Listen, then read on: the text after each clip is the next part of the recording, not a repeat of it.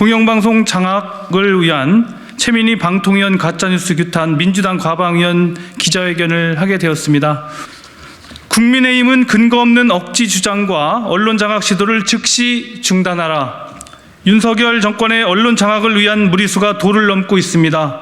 검찰 권력을 이용해 한상혁 방송통신위원장에게 기각이 뻔한 구속영장을 청구하더니 용산 출장소 역할을 자처하는 국민의힘 의원들은 방송통신위원회 운영 정상화를 온몸으로 가로막고 있습니다. 국회가 법률에서 정한 절차를 따라 추천한 방송통신위원입니다. 대통령은 특별한 법적 결격 사유가 없으면 전임 방통위원 임기 만료 전에 국회가 추천한 후임자를 즉시 임명해야 합니다.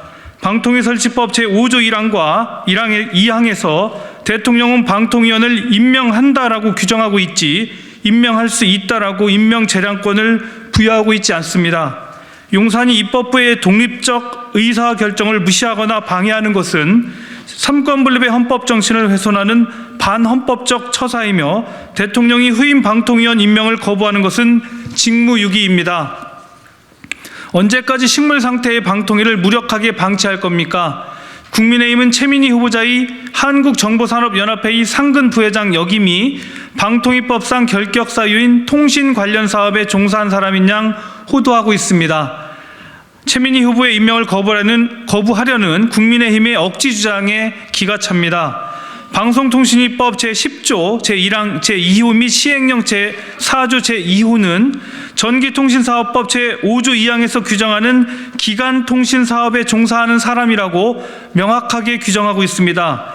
기간통신사업은 전기통신 회선 설비를 설치하거나 이용하여 기간통신 역물을 제공하는 사업입니다. 즉 SKT, KT, LG, U+ 등으로 대표되는 사업에 종사한 것을 의미합니다.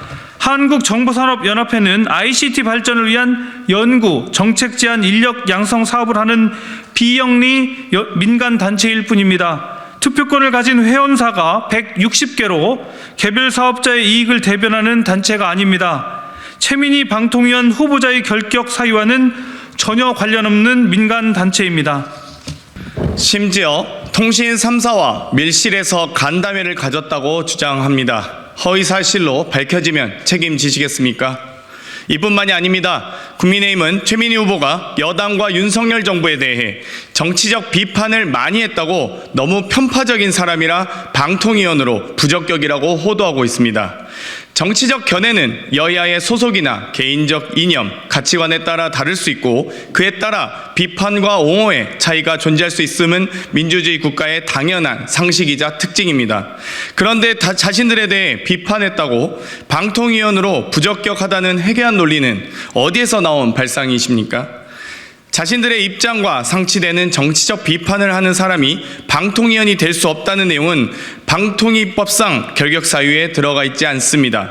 늘 법과 공정을 외쳐왔던 윤석열 대통령이 대답해 보십시오. 방통위원회가 정부 여당 중심의 3대2 구조로 바뀌는 순간 브레이크 없는 폭주 기관차처럼 방송 미디어 장악에 본격 돌입할 것이 자명해 보입니다. 내년 총선을 앞두고 YTN 민영화, 공영방송 MBC와 KBS 장악을 위한 이사회 이사교체 및 사장 선임 등 일련의 방송 장악 프로젝트를 밀어붙일 것이 불을 보듯 뻔합니다. 대통령실은 전방위적인 여론 조작을 통한 공영방송 흔들기, 한상혁 방송통신위원장에 대한 무리한 검찰 수사를 넘어 이제는 방송통신위원 임명 거부와 최민희 후보자 가짜뉴스로 방송통신위원회 자체를 해체하려는 움직임을 보이고 있습니다.